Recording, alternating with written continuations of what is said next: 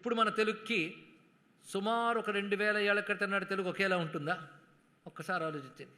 ఇప్పుడు మన తెలుగులో అనివార్యంగా ఆంగ్ల పదాలు, హిందీ పదాలు, పక్క రాష్ట్ర పదాలు కలిసి తీరుతాయి. కానీ ఒక 1000 ఏళ్ల క్రితం తెలుగులో అవి కలిసే అవకాశమే లేదు. కనుక అసలు తెలుగు ఎలా తెలుసుకోగలవు ఇప్పుడు?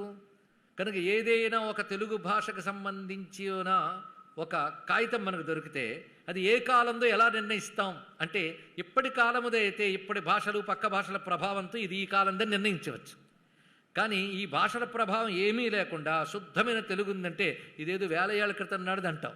అంటే ఈ గతి లౌకికమైన భాషలకు పడుతుంది. కానీ వేదం అప్పుడు ఇప్పుడు ఒకేలా ఉచ్చరింపబడుతూ ఒకేలాంటి స్వరంతో ఉంది అనగానే తన కాలం ఎలా నిర్ణయిస్తాం? కానీ వేదానికి కాల నిర్ణయం అనేది అంత కష్టమైందో చూడండి. అయినా ఊరుకోలేదు కొంతమంది. వీళ్ళకు లక్షణం ఉంటుంది, మనం పుట్టి చస్తాం కనుక ఇది కూడా పుట్టి చచ్చే లక్షణం కలిగిదే అనుకుంటారు. కానీ నాకు ఒక డేట్ ఆఫ్ బర్త్ ఉన్నట్టు దీనికి డేట్ ఆఫ్ బర్త్ ఉండాలి అనుకుంటారు. ఇది మరి ఆత్మవత్ సర్వభూతాన్ని అనేది ఈ విధంగా చెప్పకూడదు.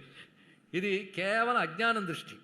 నాకు పుట్టుకుంది కనుక దీనికి పుట్టుకుండాలి. సృష్టిలో దేనికైనా ఒకదాని చెప్పేమనేది పుట్టుకుంటే తీరాలి. అదే ఇందాకన్నా ప్రత్యక్ష అనుమాన ప్రమాణాలతో చూడడం అనేటటువంటి అల్పదృష్టి అంటే ఇదండి. దీనికి మనం సైన్స్ అని అందమైన పేరు పెట్టుకున్నాం. దాన్ని చెప్పాలి పరిమిత దృష్టి, అల్పదృష్టి అని అర్థాలు చెప్పుకోవాలి. ఇక్కడ ఈ లక్షణమే అక్కడ అంటగట్టి, నాకో పుట్టుకుంది కనుక దానికి పుట్టుకుండాలి, నాకో నాశనం ఉంది కనుక దానికి నాశనం ఉండాలి, నేను మార్పు చెందాను కనుక అది మార్పు చెందాలి అంటే నీ లక్షణాలు దానికి అంటగట్టి అది అలా ఉండాలని చూస్తావు. ఎంత చెప్తున్నా వినవు. అరే మా కాలం లేదురా అని వేదమే చెప్తున్నా నువ్వు ఊరుకో. ఆ దృష్టితో ప్రత్యక్షణమాన దృష్టితో చూడడం వల్ల ఏం చేసావు? కాలం నిర్ణయం జరిగింది.